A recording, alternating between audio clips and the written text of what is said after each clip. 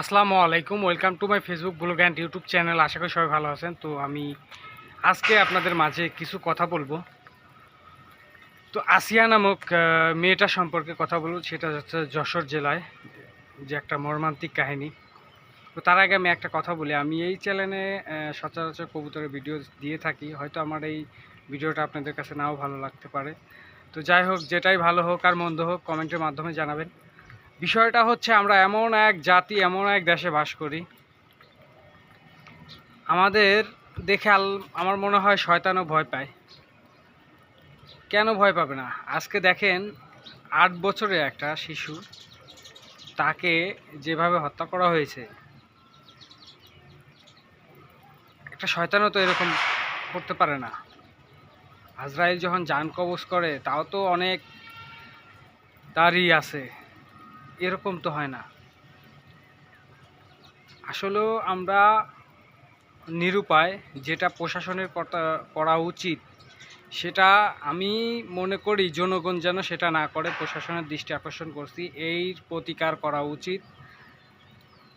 আপনারা প্রকাশ্যে এটার প্রতিকার করবেন, এটাই আশা করি।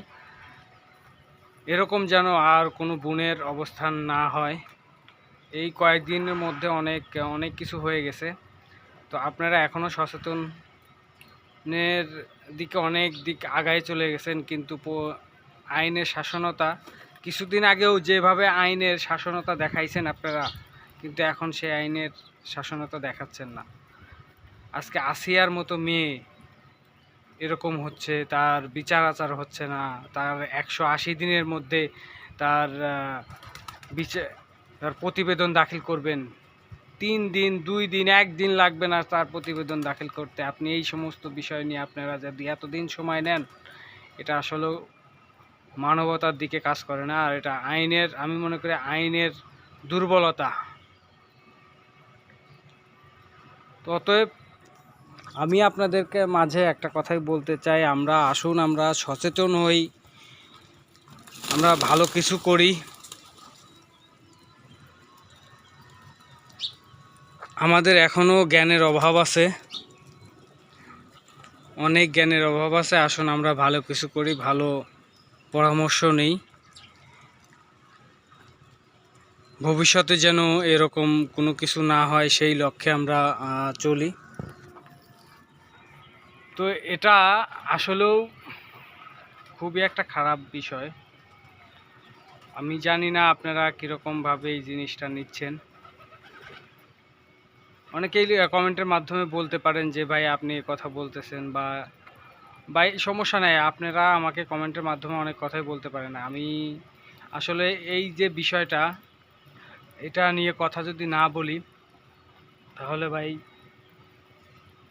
আমার মস্তিষ্ক ঠিক থাকবে না। কারণ আমি একজন সচেতন নাগরিক। আমি চাইবো না যে আমার দ্বারা একজনের ক্ষতি হোক, আমি চাই আমার দ্বারা একজনের ভালো হোক।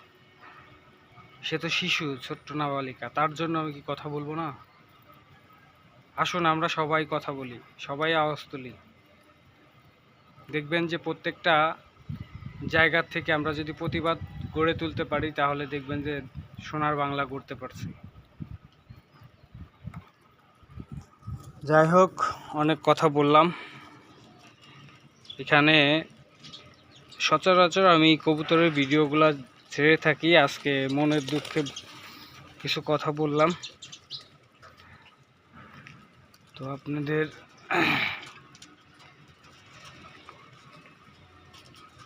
সামনে যদি পারেন এটা নিয়ে একটু কথা বলেন বা প্রতিবাদ করেন।